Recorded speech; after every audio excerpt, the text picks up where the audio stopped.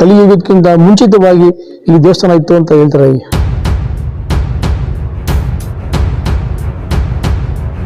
ಇದು ಸಾವಿರಾರು ವರ್ಷಗಳಲ್ಲಿ ಇರೋದು.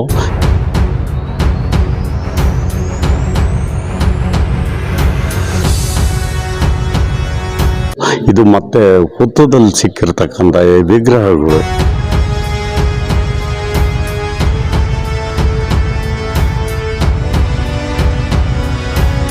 ಇದು ಪೌರಾಣಿಕ ಮತ್ತು ಐತಿಹಾಸಿಕ ಎರಡೂ ಹಿನ್ನೆಲೆ ಇರತಕ್ಕಂಥ ಕ್ಷೇತ್ರ.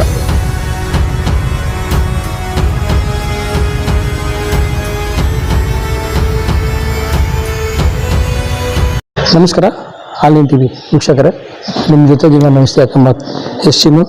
ಇವತ್ತು ನಾವು ತುಮಕೂರು ಜಿಲ್ಲೆ ಕೊರಟಗೆರೆ ತಾಲೂಕು ವಡವನಹಳ್ಳಿ ಹೋಬಳಿ ಅಕ್ಕಿರಾಂಪುರ ಗ್ರಾಮದಲ್ಲಿದ್ದೀವಿ. ಇಲ್ಲಿ ಶ್ರೀ ಲಕ್ಷ್ಮೀ ಕರಿತಿಮ್ಮಪ್ಪ ಸ್ವಾಮಿ ಸನ್ನಿಧಿಯ ಒಂದು ಸನ್ನಿಧಿಯಲ್ಲಿದ್ದೀವಿ. ಇಲ್ಲಿ ತಲತಲಾಂತರಗಳಿಂದ ಒಂದು ಇತಿಹಾಸ ಇದೆ. ಇಲ್ಲಿ ಏನೋ ಕಲಿಯುಗ ಆರಂಭ ಆಗೋದಕ್ಕಿಂತ ಮುಂಚಿತವಾಗಿ ಈ ದೇವಸ್ಥಾನ ಇದೆ ಅಂತ ಕೇಳಿ ಬರ್ತಾ ಇದೆ. ಈ ದೇವಸ್ಥಾನದ ಇತಿಹಾಸ, ಇಲ್ಲಿ ಏನು ಪವಾಡ ಇದೆ, ಬರೋಂಥ ಭಕ್ತಾದಿಗಳಿಗೆ ಏನು ಕಷ್ಟಗಳು ದೂರ ಆಗ್ತಿದೆ, ನಮ್ಮ ಜೊತೆ ಮಾತಾಡೋಣ. ನಮ್ಮ ಜೊತೆ ಮಾತಾಡೋದಕ್ಕೆ ಇಲ್ಲಿಯ ಏನೋ ಅಧ್ಯಕ್ಷರಿದ್ದಾರೆ. ಸರ್ ನಮಸ್ಕಾರ. ಸರ್ ಏನು ಸರ್ ಇತಿಹಾಸ ಏನಿರುತ್ತೆ ಅಂದರೆ ಕಲಿಯುಗಕ್ಕಿಂತ ಮುಂಚಿತವಾಗಿ ಇಲ್ಲಿ ದೇವಸ್ಥಾನ ಇತ್ತು ಅಂತ ಹೇಳ್ತಾರೆ, ಯಾವ ಥರ ಸರ್? ಇದು ಪುರಾತನವಾದ ಕಲಿಯುಗದಕ್ಕಿಂತ ಮುಂಚೆ ಈ ದೇವಸ್ಥಾನ ಇರತಕ್ಕಂಥದ್ದು. ಇದು ಸಾವಿರಾರು ವರ್ಷಗಳಲ್ಲಿ ಇರೋದು.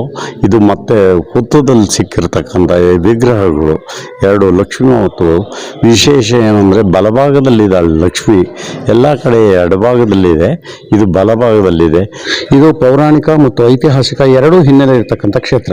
ಕೆಲವು ಕ್ಷೇತ್ರಗಳಲ್ಲಿ ಪೌರಾಣಿಕ ಇರುತ್ತೆ, ಕೆಲವು ಕ್ಷೇತ್ರದಲ್ಲಿ ಐತಿಹಾಸಿಕ ಇರುತ್ತೆ. ಆದರೆ ಅಕ್ಕಿರಾಂಪುರ ಕ್ಷೇತ್ರದಲ್ಲಿ ಪೌರಾಣಿಕ, ಐತಿಹಾಸಿಕ ಮತ್ತು ಭೌಗೋಳಿಕ ಹಿನ್ನೆಲೆ ಮೂರೂ ಇದೆ. ಪೌರಾಣಿಕ ಹಿನ್ನೆಲೆ ಅಂದರೆ ಕಲಿಯುಗ ಪ್ರಾರಂಭ ಆಗಲಿಕ್ಕೂ ಮುಂಚೆ ಭೃಗುಮುನಿಗಳ ಹೆಂಡತಿ ದಾನವರಿಗೆ ಸಪೋರ್ಟ್ ಮಾಡಿದ್ರು ಅಂತ ಹೇಳ್ಬಿಟ್ಟು ಮಹಾವಿಷ್ಣುವಿನ ಶಾಪ ಆಗುತ್ತೆ. ಅದು ಶಾಪ ವಿಮೋಚನೆಯಿಂದ ಅದು ಆನೆ ಆಗಿದ್ದು ಶಾಪ ವಿಮೋಚನೆ ಆಗಿ ಇದು ಮಾಡಿದೆ. ಸಾವಿರಾರು ಜನ ಭಕ್ತಾದಿಗಳು ಬಂದು ಅವ್ರ ಕಷ್ಟ ಸುಖಗಳನ್ನ ಹೇಳಿಕೊಂಡು ಅವ್ರ ಕಷ್ಟ ಪರಿಹಾರ ಆಗ್ತಾ ಇದೆ. ಆದರೆ ಅಧ್ಯಕ್ಷರೇ, ಇಲ್ಲಿ ಕಲಿಯುಗಕ್ಕಿಂತ ಮುಂಚಿತವಾಗಿ ದೇವಸ್ಥಾನದಲ್ಲಿ ಹೊತ್ತುಗಳು ಸಿಕ್ಕಿದ್ದಕ್ಕಂಥ ಲಕ್ಷ್ಮೀ ದೇವಸ್ಥಾನ. ಹೌದು, ಆಕೆ ಬಂದು ಇಲ್ಲಿ ನೆಲೆಸಿ ಪೂಜೆ ಮಾಡಿದ ಮೇಲೆ ಶಾಪ ವಿಮೋಚನೆ ಆಗುತ್ತೆ. ಭೃಗುಮುನಿಗಳು ತಮ್ಮ ಶಿಷ್ಯನಾದ ಮೌನಭಾರ್ಗವರನ್ನು ಕರೆದು ಇಲ್ಲಿ ನೀನು ದೇವರನ್ನ ಪೂಜೆ ಮಾಡ್ತಾ ಇರು ಅಂತ ಹೇಳಿಬಿಟ್ಟು ಹೋಗ್ತಾರೆ. ಅವರು ಮೌನವಾಗಿ ದೇವರನ್ನು ಆರಾಧಿಸ್ತಾ ಇದ್ದಾಗ ಅವರ ಶಿಷ್ಯ ಇವರ ಮೌನವನ್ನು ನೋಡಿ ಗೇಲಿ ಮಾಡ್ತಾನೆ, ಮೂಗ ಅಂತ. ಅವಾಗ ಅವ್ರಿಗೆ ಕೋಪ ಬಂದು ಶಿಷ್ಯನಿಗೆ ನೀನು ಆನೆ ಆಗು ಅಂತ ಹೇಳ್ಬಿಟ್ಟು ಶಾಪ ಕೊಡ್ತಾರೆ. ತದನಂತರ ಆ ಶಾಪ ವಿಮೋಚನೆಗಾಗಿ ಶಿಷ್ಯ ಗುರುಗಳನ್ನ ಬೇಡ್ಕೊಂಡಾಗ ಗುರುಗಳು ನೀನು 1000 ವರ್ಷ ಇಲ್ಲೇ ಪೂಜೆ ಮಾಡ್ತಿರು, ಮುಂದೆ ಹೆಂಪಾರಿಯ ಎಂಬ ವಂಶದವರು ಗೋದಾವರಿ ನದಿ ತೀರದಿಂದ ಇಲ್ಲಿಗೆ ಬರ್ತಾರೆ, ಆವಾಗ ನಿನ್ನ ಶಾಪ ವಿಮೋಚನೆ ಆಗುತ್ತೆ ಅಂತ ಹೇಳ್ತಾರೆ. ಹುತ್ತದಲ್ಲಿ ಹಿಂದೆ ಯಾರು ಮಾಡಿದ್ರು ಅಂತ ಗೊತ್ತಿಲ್ಲ. ಈ ವಿಚಾರ ಎಷ್ಟು ವರ್ಷದ್ದು? ಸುಮಾರು ನಮಗೆ ತಿಳಿದಂಗೆ 1000 ವರ್ಷ ಅಂತ ಹೇಳಿ ಇತಿಹಾಸ ಇದೆ. ಅದರಲ್ಲಿ ಸಿಕ್ಕಿರೋದು ಆ ದೇವರುಗಳನ್ನ ತೆಗೆದು ಅಲ್ಲೇ ನದಿ ದಡದಲ್ಲಿ, ಜಯಮಂಗ್ಲಿ ನದಿ ದಡದಲ್ಲೇ ಪ್ರತಿಷ್ಠಾಪನೆ ಮಾಡಿರೋದು. ಅದು ಇವತ್ತಿಗೂ ಹಾಗೆ ಜೀರ್ಣೋದ್ಧಾರವಾಗಿ ನಡೆಸ್ಕೊಂಡು ಬರ್ತಾ ಇದೆ. ಈಗ ನಾನು ಸಹ ಅಧ್ಯಕ್ಷನಾದ ಮೇಲೆ ಇಲ್ಲಿ ಅದನ್ನು ಮುಂದುವರಿಸ್ಕೊಂಡು ಹೋಗ್ತಾ ಇದ್ದೀನಿ. ನಾನು ಡಾಕ್ಟರ್ ಪ್ರಧಾನ್ ನಾಗರಾಜ್ ಅಂತ, ಇಲ್ಲಿ ಕರಿತಿಮ್ಮಪ್ಪ ಸ್ವಾಮಿ ಟ್ರಸ್ಟಿನ ಫೌಂಡರ್ ಪ್ರೆಸಿಡೆಂಟು. ಈ ದೇವಸ್ಥಾನ ಗಜಾರಣ್ಯ ಕ್ಷೇತ್ರವಾಗಿದ್ದಾಗ ಇಲ್ಲಿ ವಿಜಯನಗರ ಸಾಮ್ರಾಜ್ಯ ಕಡೆಯಿಂದ ನಮ್ಮ ಪೂರ್ವಿಕರಾದ ಹಂಪಾರ್ಯ ರಾಮದಾಸ್ ಅನ್ನೋರು ಈ ಕಡೆ ಬಂದಿದ್ದಾಗ ಅವ್ರಿಗೆ ಆಂಜನೇಯನ ಗುಡಿನಲ್ಲಿ ಮಲಗಿದ್ದಾಗ ಕನಸಾಗುತ್ತೆ, ಸ್ವಾಮಿ ಇಲ್ಲಿದೆ ಹುತ್ತದಲ್ಲಿ ಅಂತ ಹೇಳಿ.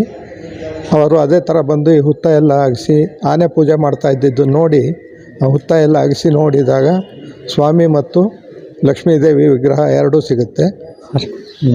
ಲಕ್ಷ್ಮೀ ಬಲಭಾಗದಲ್ಲಿ ಅಂತ ಹೇಳಿದ್ರೆ ಅದು ಯಾವ ರೀತಿ ಬೇರೆ ಬೇರೆ ದೇವಸ್ಥಾನ ಕಂಪೇರ್ ಮಾಡಿದ್ರೆ ಎಡಭಾಗದಲ್ಲಿ ಇರ್ತಕ್ಕಂಥದ್ದು ವಿಶೇಷಣ ಇಲ್ಲ, ಬಲಭಾಗದಲ್ಲಿ ಇರ್ತಕ್ಕಂಥ ವಿಶೇಷಣ ಇಲ್ಲ, ಬಲಭಾಗದಲ್ಲಿ ಇರೋದೇ ಇಲ್ವಾ? ಎಲ್ಲೂ ಎಡಭಾಗದಲ್ಲಿಲ್ಲ. ನಮ್ಮ ಕರ್ನಾಟಕದಲ್ಲಿ 2 ಕಡೆ ಇದೆ ಅಂತಾರೆ. ಇದು ನಮಗೆ ತಿಳಿದ ಮಟ್ಟಿಗೆ ಬಲಭಾಗದಲ್ಲಿರೋದು ವಿಶೇಷ. ಅದು ತಿರುಪತಿ ತಿಮ್ಮಪ್ಪನಿಗಿನ 1 ಗುಲಗಂಜಿಯಷ್ಟು ಶಕ್ತಿ ಇರತಕ್ಕಂಥ ದೇವರು ಇದು ಕರೆ ತಿಮ್ಮಪ್ಪ ಪವಾಡ ಅನ್ನೋದು ಇದು ಇತಿಹಾಸದಲ್ಲಿದೆ.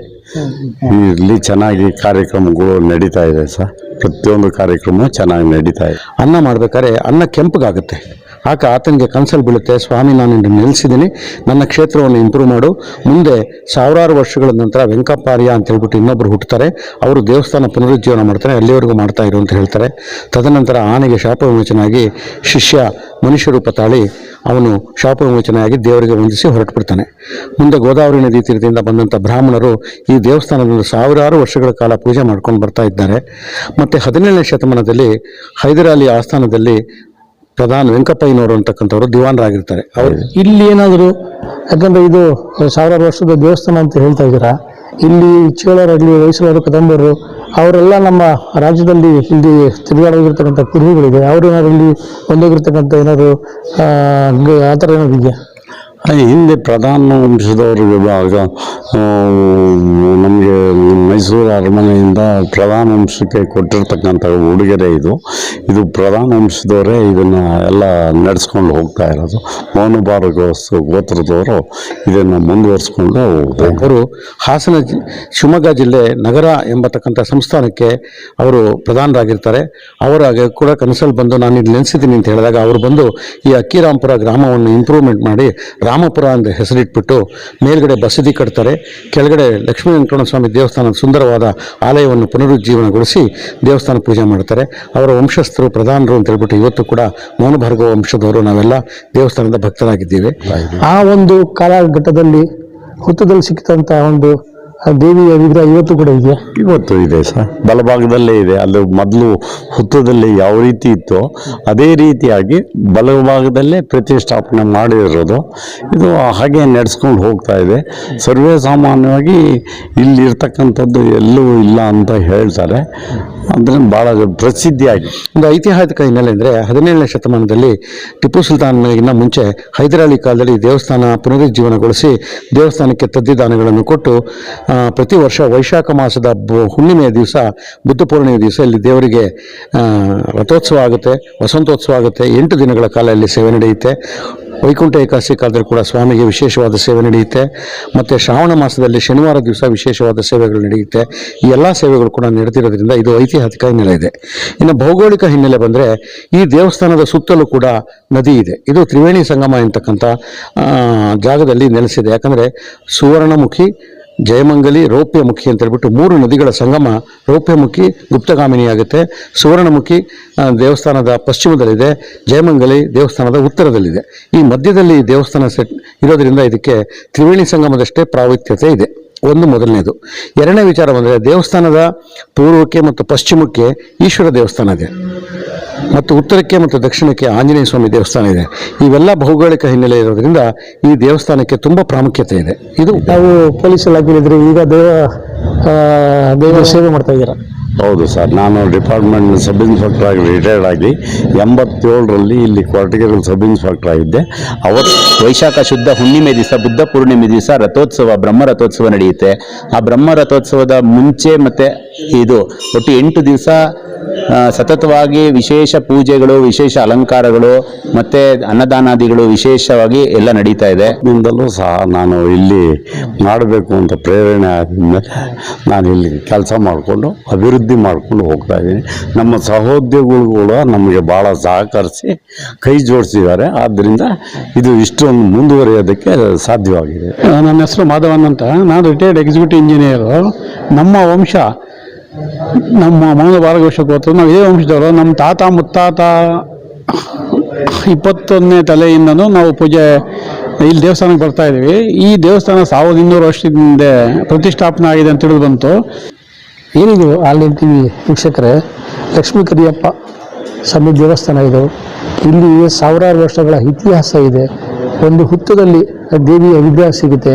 ಅವತ್ತು ಸಿಕ್ಕಿದಂಥ ವಿಗ್ರಹ ಇವತ್ತು ಕೂಡ ಇಲ್ಲಿ ಪ್ರತ್ಯಕ್ಷವಾಗಿ ನೋಡಬಹುದು. ಬರ್ತಕ್ಕಂಥ ಭಕ್ತರು ಅವ್ರು ಏನೇ ಕಷ್ಟ ಕಾರ್ಪಣ್ಯ, ಏನೇ ಅವರು ಸಮಸ್ಯೆ ಹೊತ್ತು ಬಂದರೂ ಕೂಡ ಅವರ ಒಂದು ಪ್ರತಿಯೊಂದು ಕಷ್ಟಗಳು ಇಲ್ಲಿ ಈಡೇರ್ತಿವೆ ಅಂತ ಏನೋ ಅಧ್ಯಕ್ಷರು ಹೇಳ್ತಾ ಇದ್ದಾರೆ. ಇದು ಹೇಳಿ ಕೇಳಿ ಸಾವಿರಾರು ವರ್ಷ ಇತಿಹಾಸ ಇರ್ತಕ್ಕಂಥ ಒಂದು ದೇವಸ್ಥಾನ. ಜೊತೆಗೇನು ಕಲಿಯುಗ ಆರಂಭ ಆಗೋಕ್ಕಿಂತ ಮುಂಚಿತವಾಗಿ ಈ ದೇವಸ್ಥಾನ ಇಲ್ಲಿ ನಿಲ್ಲಿಸಿತ್ತು ಅಂತ ಹೇಳ್ತಾ ಇದ್ದಾರೆ. ಇಲ್ಲಿ ಏನೋ ಬರುವಂಥ ಭಕ್ತರಿಗೆ ಸಾಕಷ್ಟು ಸಮಸ್ಯೆ ಕೂಡ ಇಲ್ಲಿ ನಿವಾರಣೆ ಆಗ್ತಿದೆ. ತಮಗೆ ಆನ್ಲೈನ್ ಟಿವಿ ಇದು ನೈಜ ಅವರಿಂದ ಬಂಡಾರ. ನಮಸ್ಕಾರ.